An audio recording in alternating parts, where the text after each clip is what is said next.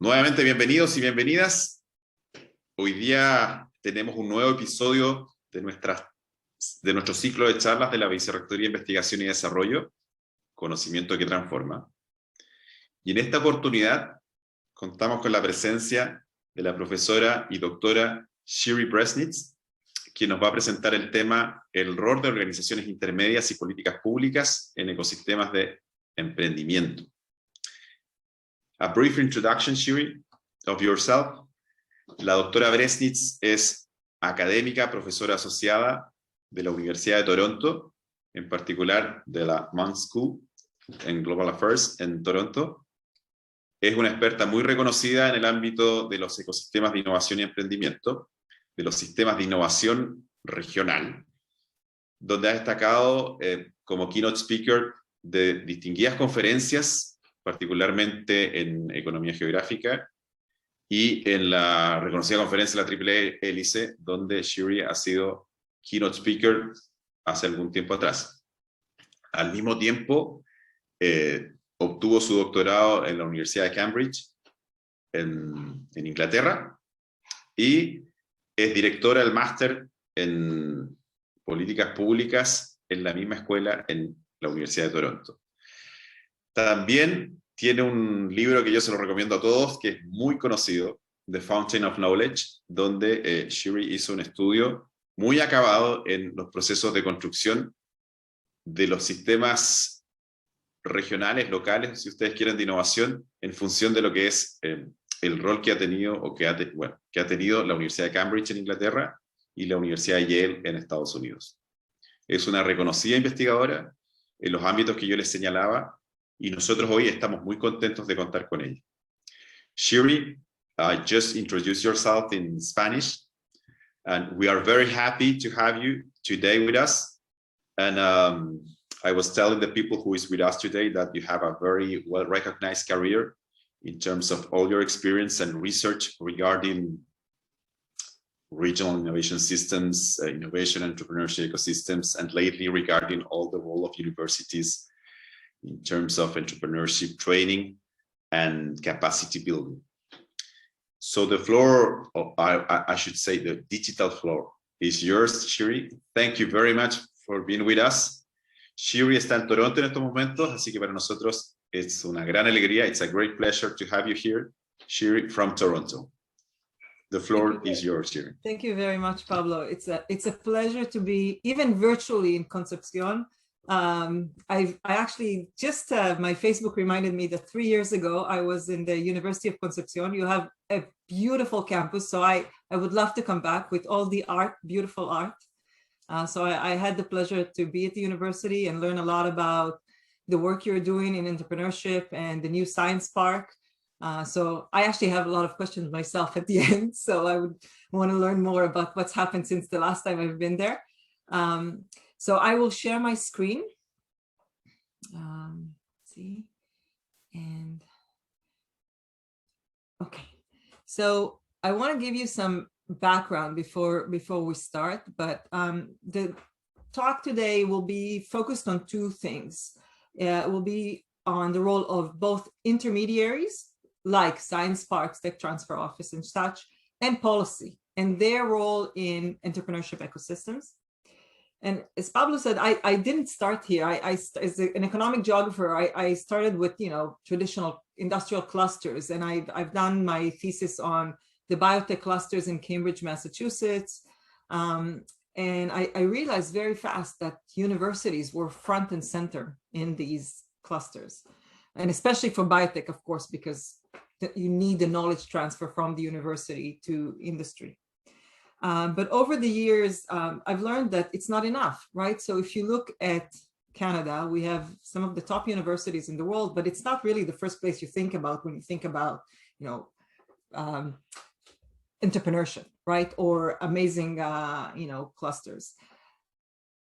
And even within areas like California, there are certain areas that are very successful in entrepreneurship, not the entire state.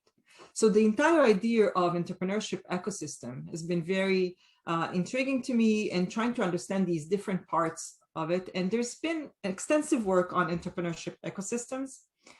really because it can explain this very persistent high growth entrepreneurship in regions, right?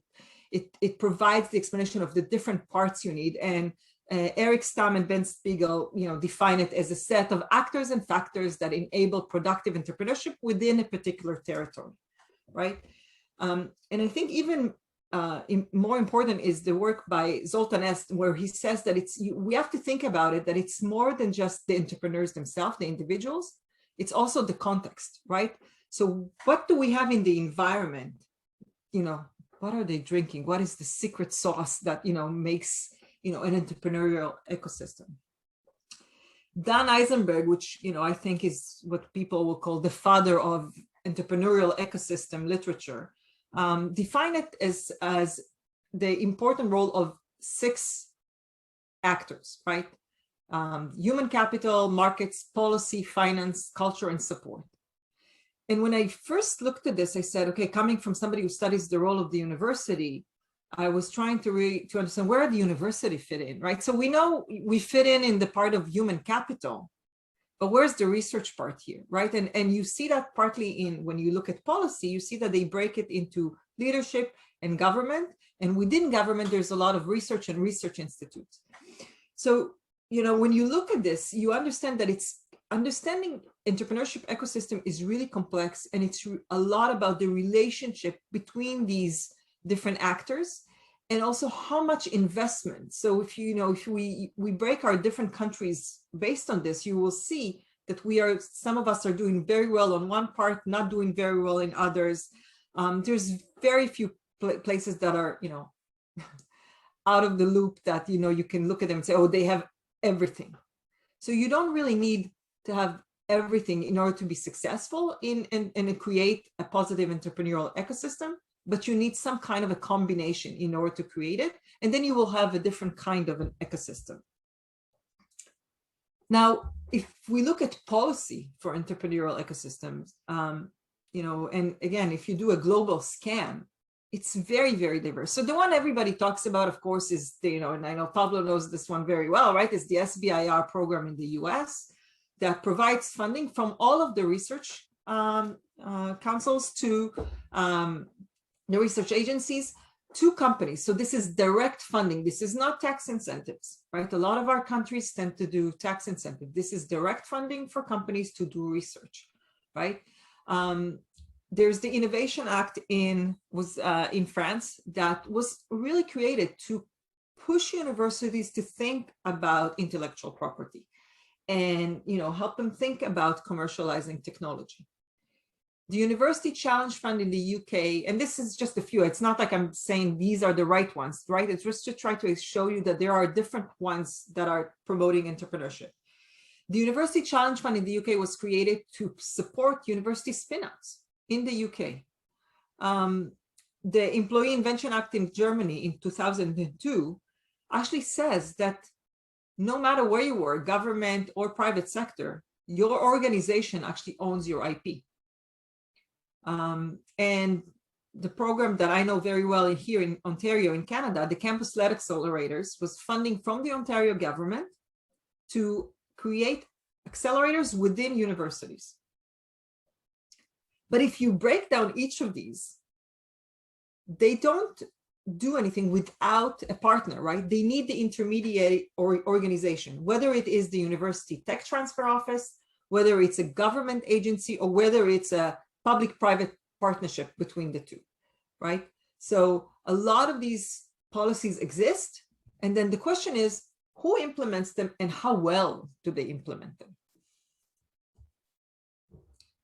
Now, what I want to talk to you about today is universities as intermediaries in entrepreneurship ecosystems, and to think about where policy and intermediaries work together. So, if you look at the studies on the entrepreneurial universities and the role of universities, it all starts when we think about the fact that knowledge now is resource, right? In the past, it was more about natural resources, oil and gas. In today's economy, knowledge is the main resource. Now, traditional role of universities was about teaching and basic research. But now, look at these. This is from a paper I wrote with Marianne Feldman in 2012. These are 5 roles for the university.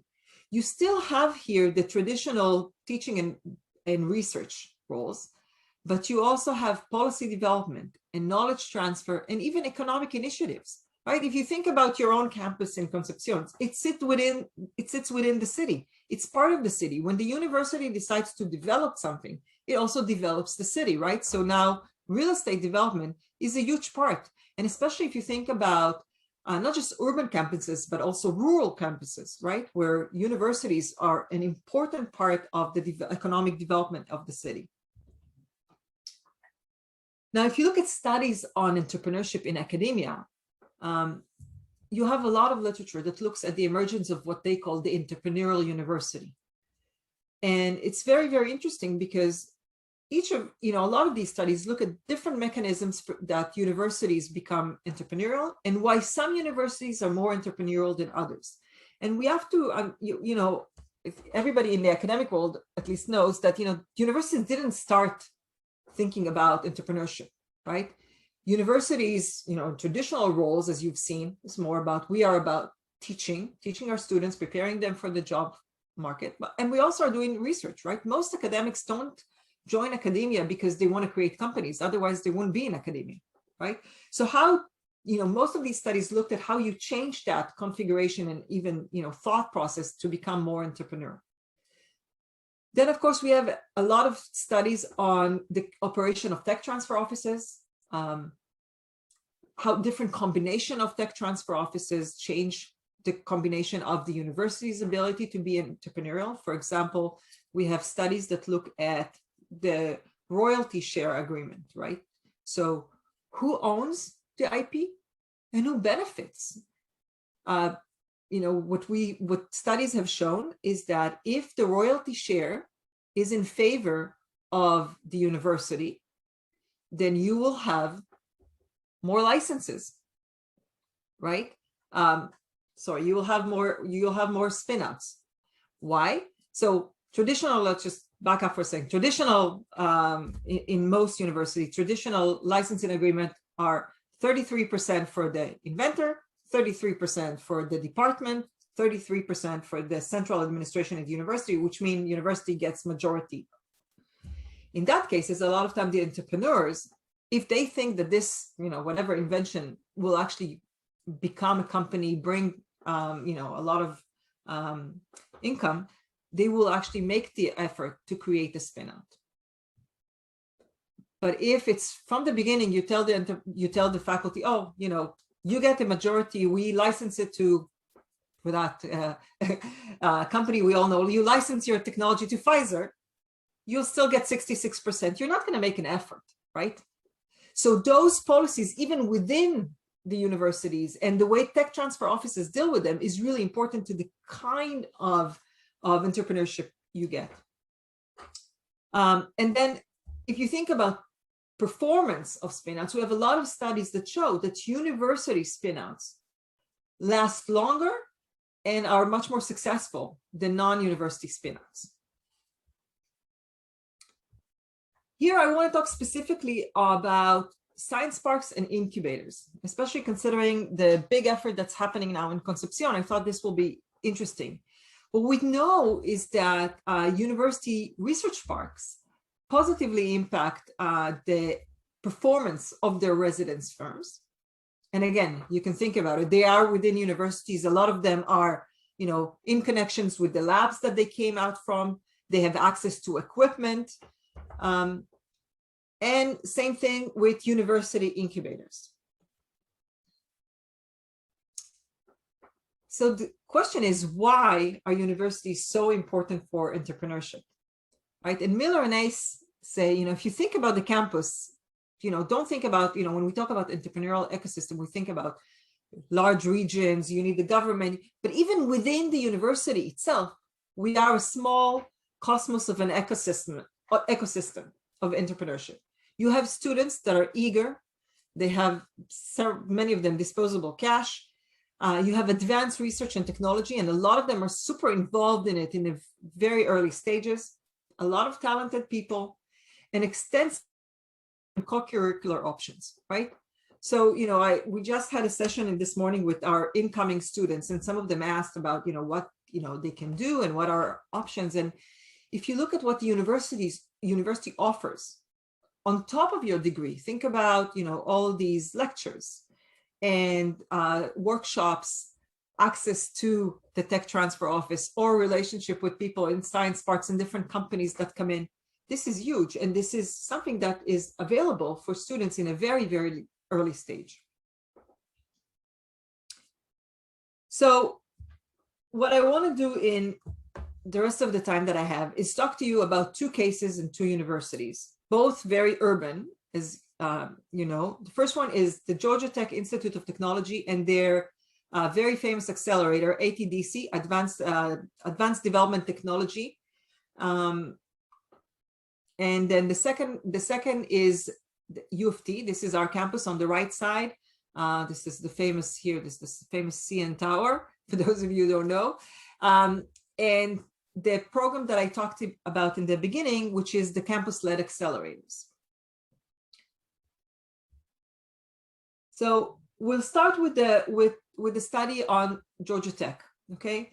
The study on Georgia Tech that was published in 2018 looked specifically at the impact of a business center. And it's very unique because Georgia Tech is a public university, just like University of Toronto. It's a technology university similar to Caltech. But it also provides a lot of services for companies in Georgia in general. So the idea here was to focus more about the network. So it was really a study to see whether the organization, the intermediary, in this case, ATDC, helps companies grow their networks. Why were we interested in networks? Because all the studies show that firms' networks, okay, how central you are in the network, how strong your connections are, help companies grow, has a positive impact on companies' growth. It really helps companies secure resources that, and especially in the case of Georgia, it's very, very interesting because previous studies show that a lot of companies are not connected to anybody. So if I had a whiteboard here and I could show you, you would see a lot of companies that had just one connection, and then a very, the companies in this case from ATDC have very strong, was beautiful network analysis connected to a lot of other companies. So these relationships are really, really important, especially in the case of Georgia. So we asked two questions here. What enables firms to establish intra-organizational professional ties, so the network ties, and what condition in this case, ATDC, incubators and accelerator, lead to this tie formation? So what do they give them that helps them create these formation? So ATDC, first of all, which is, I think, interesting and important, is comparative to this creation of accelerators incubator, is pretty old. It was established in 1979. In 2011, it was considered one of the 12 incubators that are going to change the world. But I think the most important point is that they have a mandate to provide services to all startups in the state of Georgia. So they don't provide just services to university spinouts. They have specific programs for them, but ATDC provides services to all companies in Georgia, and the state actually funds part of the activity of ATDC to provide this service. Now here's just to not complicate things more, but here's a map of the services that are provided by ATDC. And what you can see here is that you have four levels of services. The first level, the basic level, is what they call educate. It really is open to any company in Georgia, right? And you receive all these different kinds of services. You have, the annual meeting. There's a speaker series. Everybody can access that. The second level is already accelerate, right? And so in accelerate level, you already start to get very particular kind of services that don't exist for the general public. The third level of membership is signature, and you have to pay, right, depending on your level of your service. But what you can see is that when you get to the highest two levels, you start to have all of these connections, right? So they worked specifically with you, both on coaching, but also on connections. They have very specific events that are only for this level of companies. They have the CEO roundtable, the CTO roundtable. So you not just get, you know, if you think about it, in all universities, we do these events and they're open to the public. But when you go to an accelerator, you expect to get some value added that you don't have anywhere else, right? And what you see here is that the way ATDC approached it is they looked at the difference between what we're providing to all the companies and what do we provide to our members.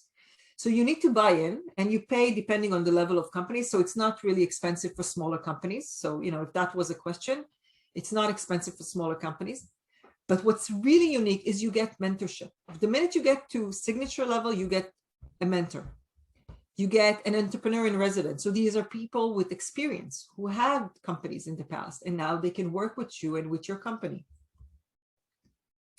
So what we found, looking at these levels and the different companies, and we also looked at where firms are located, we find that geographical proximity matters, right? So firms that are located in the same city, in Atlanta, actually have stronger business ties than, you know, companies that are not in the city.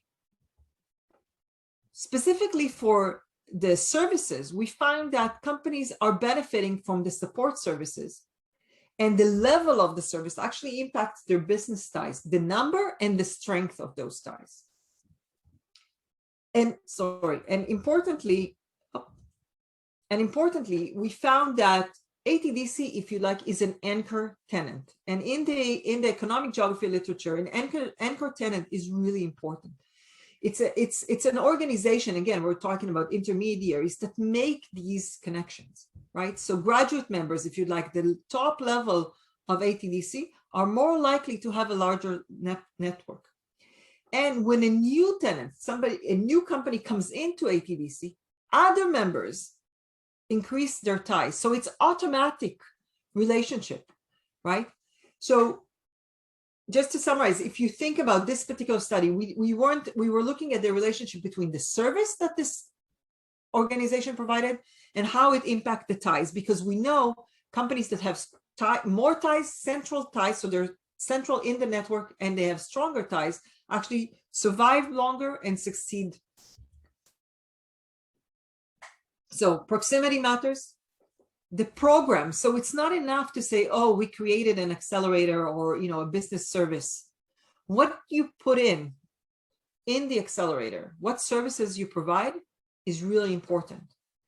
And the level of service matters. So, you know, if you want to say, I created this organization and now I provide, you know, lectures every week, and, you know, most likely you will not see a lot of difference because, you know, all around you in the city, you have these.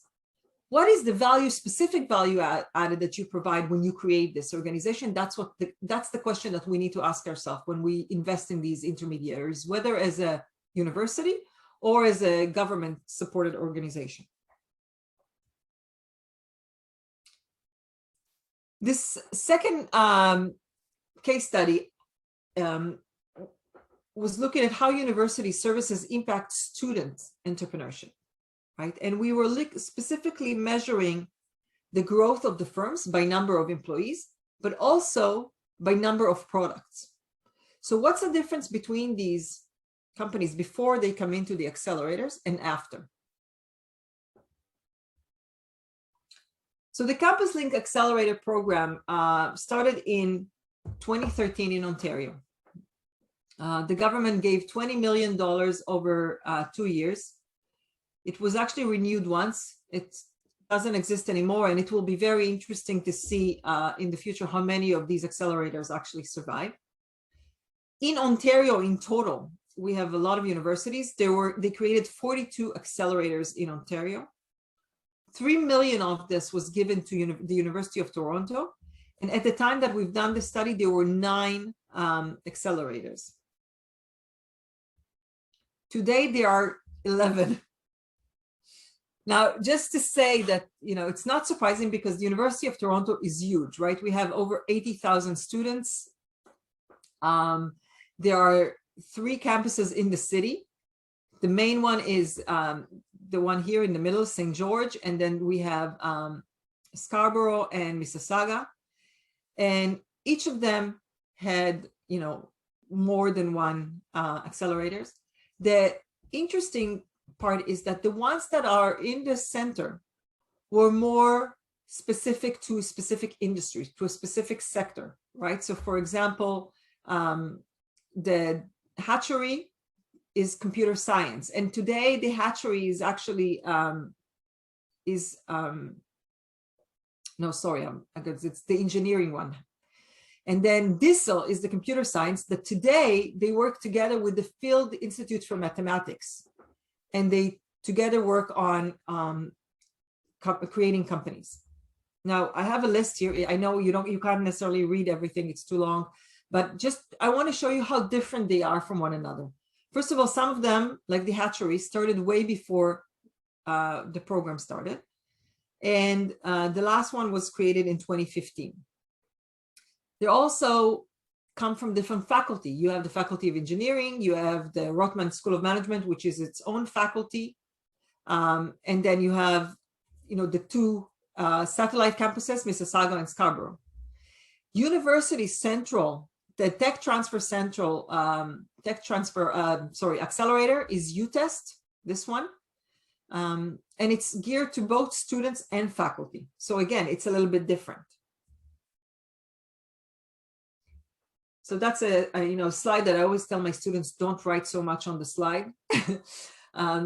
But you'll excuse me because I was trying to put a lot of information here. But if you look at existing studies on accelerator, they talk about 3 important factors that you need to have in a successful accelerator. 1, an habitual entrepreneur director. So a director of the accelerator that actually is a serial entrepreneur. Someone who has succeeded on his own, but also more than one time. There's also research on the accelerator program, right? What kind of long is it? Is it demanding, or is it an accelerator that people just show up whenever they want? They have a desk they can sit at, right? Is there an actual program that they have to go through? So one of our most famous accelerator is the Creative Destruction Lab, and they are known for very structured program, very difficult program that these companies have to go through. And the last and not least is the selection process. So and you will see some of these accelerators just accept everybody, right? So, especially when they started, the ones in the satellite campuses in Mississauga and Scarborough, they accepted any firms that were related to their campus. But the research actually shows that when you have a selection process, you have better results in the performance of these companies. Now, in Canada, it's a big problem. Selection, it's a country that is based on sharing, and this issue of selection is really hard, right? You have to pick, and if you study entrepreneurship, this is all about picking winners. Right? You have to pick, you have to start, when you ask a company, what is your elevator pitch? Who you are? Did you put your own money in there? How much do you really want it? So the selection process has been, as you've seen in this citation, is important because it shows that you need to pick winners. So what we've done in the study is we studied each and every, so we have a list of companies that we surveyed from the different accelerators, and we found out about, we have all this information on the accelerators themselves. So for each one, we know who is the director and what's their background, we know what's their program, and we know if they have a selection process or not. But we also learned from the companies what they had before, so how many people worked. And usually, especially young university companies, they come with 1 or 2 people when they start, right? And usually they have an idea, they don't even have a product. So how much have they changed after and 5 years after, right? And what we find is that the selection process has a positive and significant effect on both the employment and product growth. Firms that enter, with, if you like, higher standards of acceptance are more likely to grow. But I think for university side, to think about when we create these intermediaries, right, and we think about who are we going to appoint to these roles, we have to think about the importance of the directors. Because these people don't just have to have the specific industry knowledge, but they also, you see that when you have a serial entrepreneur as the director, and the program, there is an actual program, you have a positive and significant effect on product growth, which in a way is really important, right? Companies come in and they have more products, and you can think about it because if you have a management of an organization that has both the industrial and research knowledge to help you grow but also their own experience and their own connection, and they put you through a program that requires you to show results, then you will see that over time. And the study has shown specifically that we see the results.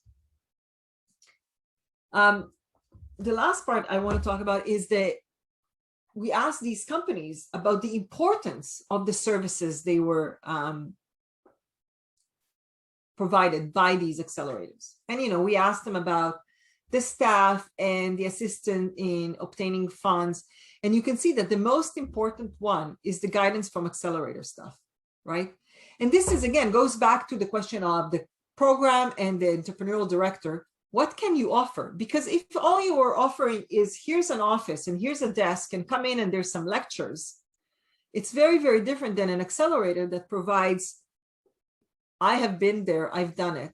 In your particular industry, I can provide you with the connection, I can provide you with the guidance, I can help you write the business plan. We can think together about what you need to improve your product. Here's a connection to a university lab, right? It's totally, totally different. And connecting this to the other study is the fact that they also appreciate very much the connection to relationship and contracts outside, right? But if you look at all the ones on top here, it's the importance in accessing funds. It's the importance of space. It's important in drafting business plans and also in actual product development, helping them develop their own product. So if you think about the policy implication, right, for ecosystems. So in both cases, there is an actual government policy. In Georgia Tech, it's funding that the government provides to ATDC to support their companies.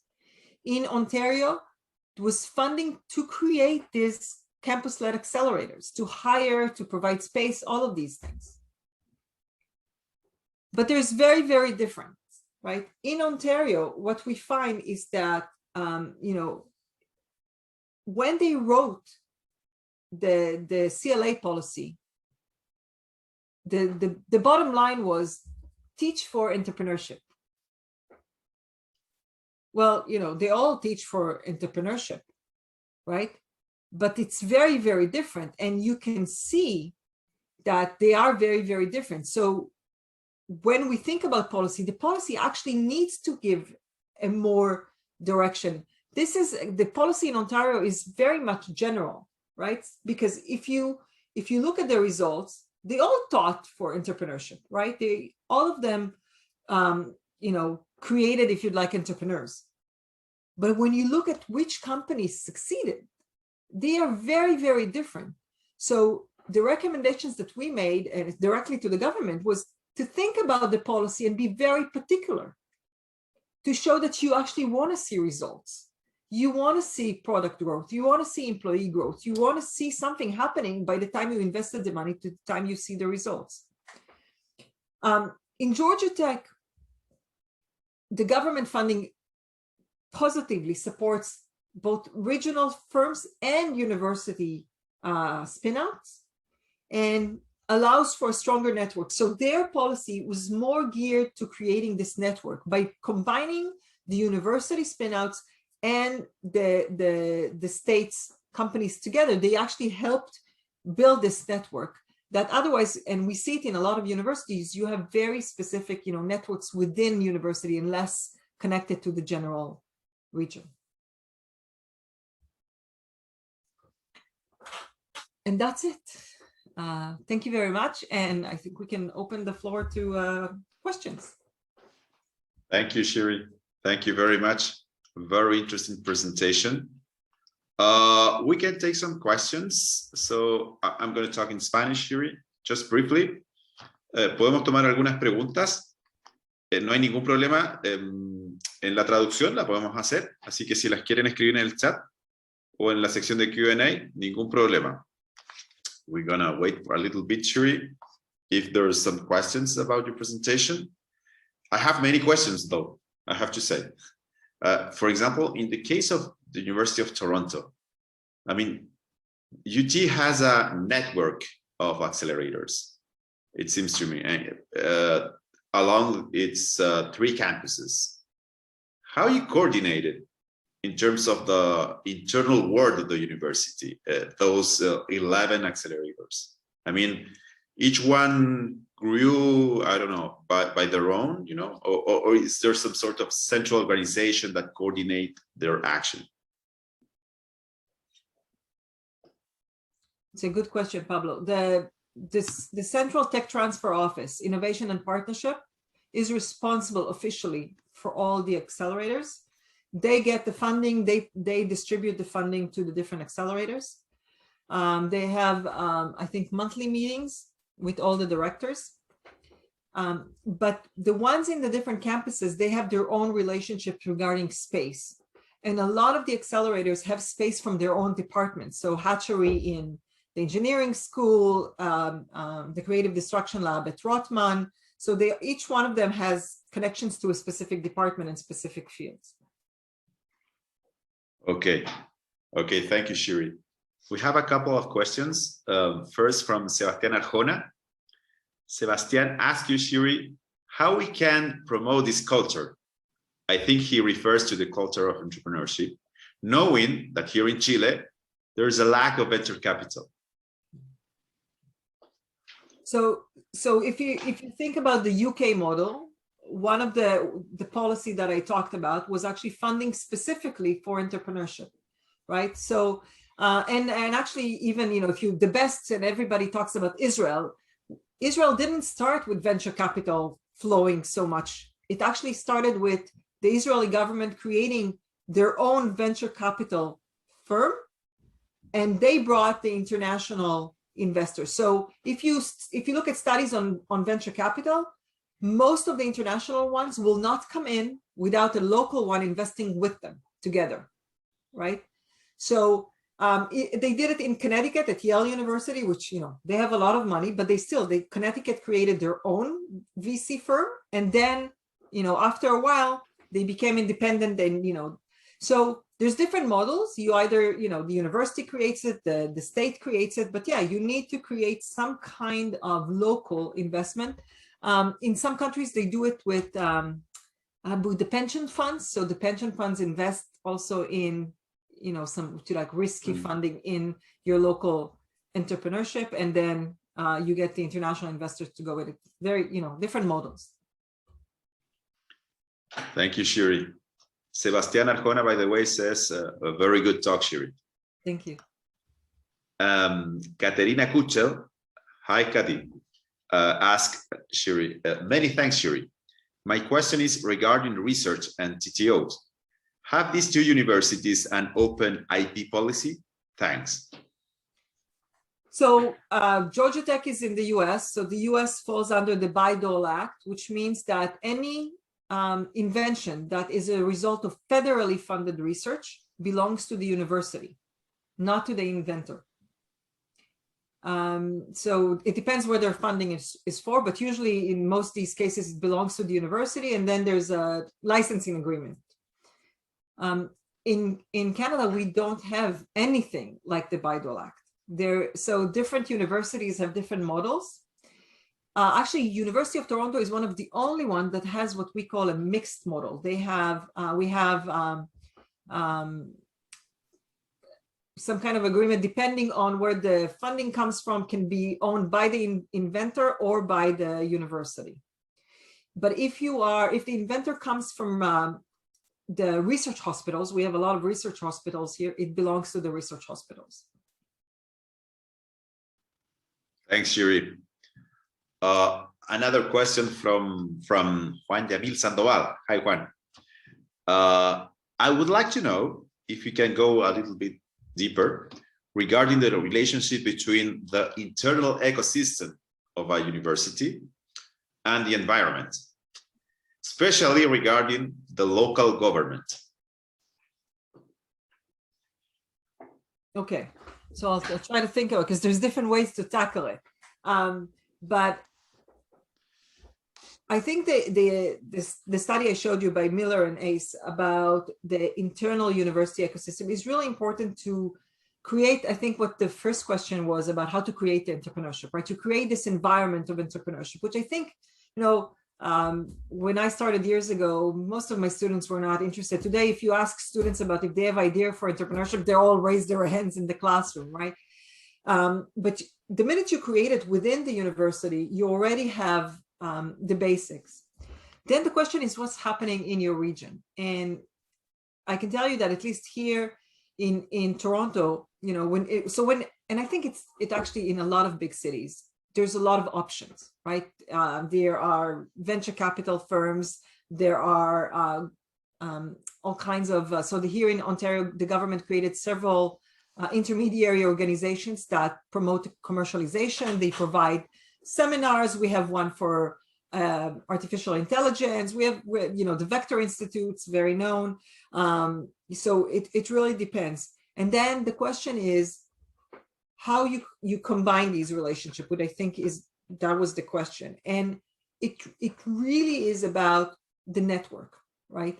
And the ability of these organizations to communicate with each other and collaborate, and how much the policies are encouraging these relationships, right? So I think the one beautiful thing about the SBIR is the fact that it requires you to have a university and an industry partner, right? So automatically, by doing this, you create this. Israel had the same thing with the Magnet program, which you had large firms, small firms, and a university partner. So we have the ability to do that. There's a lot of studies, not mine, that talk about these relationships and how you create these connections between the different parts. Thanks, Shiri. Another question. Jean Simon. Hi, Jean. At times, the public sector is not open to more disruptive innovation. Can the university play a more political role promoting change in the state with respect to innovation? Change, I think it's change in the state with respect to innovation. So again, it depends. You can see that in different places. So I would say in Georgia Tech, it was really headed by the university, spearheaded by the university, hands-on, doing this change. Where for example, in Cambridge, UK, it wasn't, right? The university wanted to stay very much, academic, and for many, many years, they weren't any, you couldn't say about Cambridge, UK as a leading place for entrepreneurship, right? Very much separated. So it's a choice, but it's a hard choice. I wouldn't say necessarily that it's political. I would say this is more about becoming an active or engaged player in the region.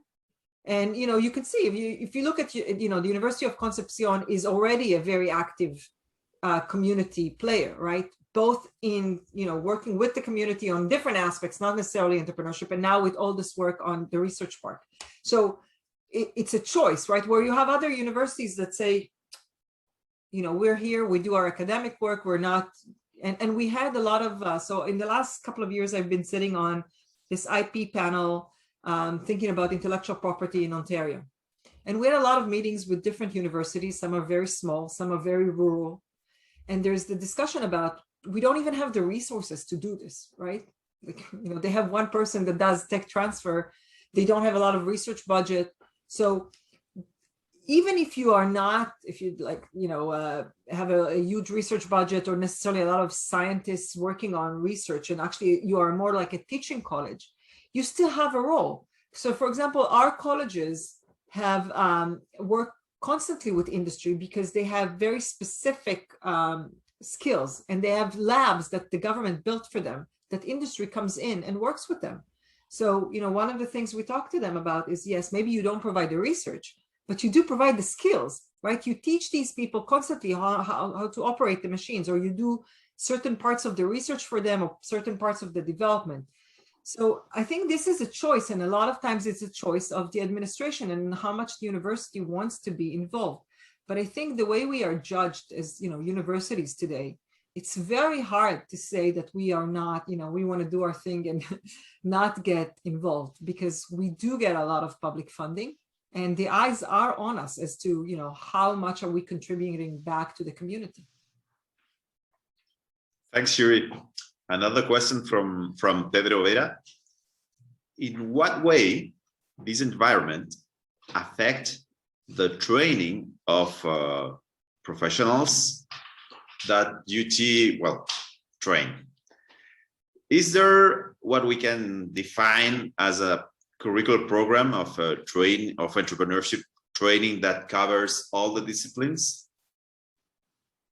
Yeah, so that's a great question. So I guess it depends. So the central administration, so accelerator, UTest, has a program. They teach everything. We just released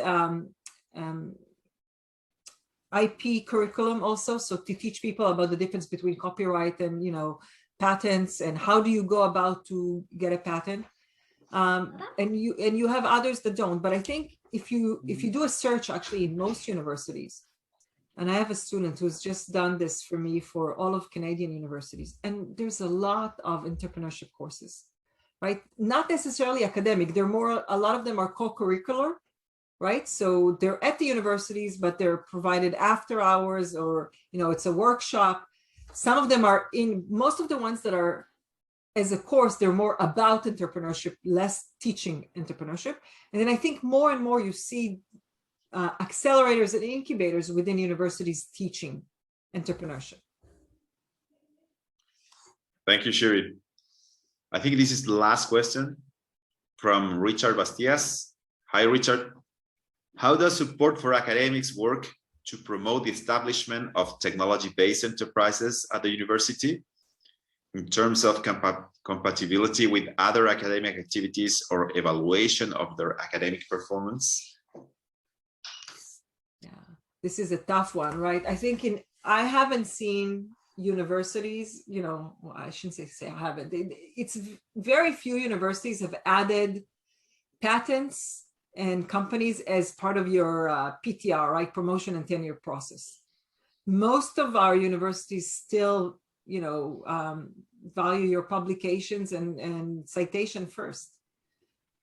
In the UK, I've seen a lot now. When you look at our colleagues in the UK and you open their website, they have always now a service component, and it talks about the work in the community, including the creation of new technology. So this is actually a reason why a lot of the younger faculty, before they have tenure, they don't commercialize, right? Because they rather publish first and don't have something that doesn't produce anything. But you see, there are some universities that start. Even at U of T now, there's questions about did you had a patent, or did you establish a company? But in most, and especially because of the BIDOL in the US, a lot of people who develop companies take leaves, right? They take a leave from their role in the university to do that. So even being able to provide that is a benefit, right? Because you allow people, okay, now we stop your clock, you can go and do your thing, then you come back and you can continue with the process. But unfortunately, I would say most universities still expect you to do that on top of your other things. And that's why you see mostly more associate level and full professors that are involved with this. Thank you, Shiri. I have a last question, Shiri. As you know, we've been working for several years here in Concepcion regarding a science and technology park, and right now we've been working on transforming what was the original project in a new proposal that follows, I would say, more the District of Innovation approach. And we are kind of just in this moment working on the design of that. And one of the discussions that we have had here is, do we have to go for a very specific focus regarding disciplines, choosing, for example, a specific sector, or not? Or be kind of an open space where innovation can boom regarding different disciplines? So I would like to know from your experience and all your research. So I think even the last paper that I presented, I think shows that you need that specialization, right? You might pick more than one sector, but the ones that you have the strongest capacity in, the one maybe that the region is also very strong in, right? So you have partners within the region, and that you can bring, you know, the people to run this that have the experience in this industry. Because it's very different to, you know, so for example, at U of T, we do nothing, almost nothing in arts and sciences. So I had a long discussion with the dean who wants to create an accelerator in arts and sciences, right? So if students come in and they don't have a specific technology, we don't help them, right? Because we don't have that. So we have the other problem, right? We are very focused on specifics. So it's computer science, it's even within engineering, I think they're picking which ones that are much more relevant to them. So the creative destruction lab is much more wide. It's well known now. I think a lot of people heard about it, but it does bring mentors from all around the world that are specialized. So I think it's about the capacity, right? But if you want to go on a more regional also connections, then you need the knowledge from the region and what people in the region can provide to your firms. Okay, thank you, Shiri. This is the last question from Teresita Marcialetti. 11 of 42 entrepreneurs survived. From the other 31, did they try again? If so, is this a sign of successful entrepreneurs' resilience? What responsibility universities has for giving them these new opportunities? Okay, so it's hard because the very young ones, a lot of times they moved, right? They moved from one accelerator to another. They maximize the time and the money they get. So yes, a lot of these you find them that they, you know, I have a good friend who's now I'm thinking his fourth company, right?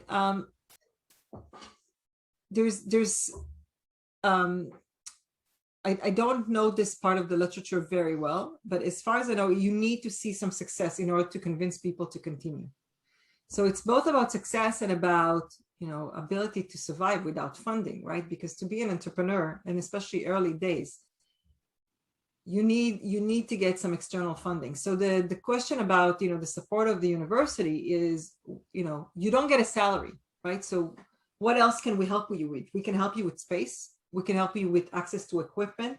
We can help you with access to students or faculty, right? And that's a lot, right? You get all of this. But the most important part at the end is you need access to funds, right? And what we found is that, you know, the accelerators that were able, and I think you saw that in the firms' responses, when they got access to funds, then they have the money to survive and go longer, or, you know, submit a better application for another grant. But yeah, this was only a shot in time, so I don't know what happens to them since then. Okay, Shiri. So that was our last question. Shiri, thank you very much. It's been a wonderful moment. Great learning as always. And we are very happy to have the chance to have you with us here, even though it's in a digital way. And we're really expected you to have you here again in Concepcion. I would love that. I would love that. I would love that. Thank you for inviting me, Pablo. That was really great and great questions. Thank you. Oh, there's very smart people here in Concepcion. And we are very kind of enthusiastic about innovation and entrepreneurship. And but thank to you, Shiri. I know you have a very busy schedule, so thank you for making the time to share some moment with us and share your experience and knowledge about entrepreneurship and innovation. Thank you, Shiri. Thank you. Gracias a todos. I'm going to say some words in Spanish, Shiri.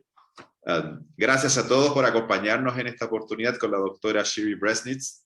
Una muy buena oportunidad para aprender respecto de ecosistemas de innovación y de emprendimiento.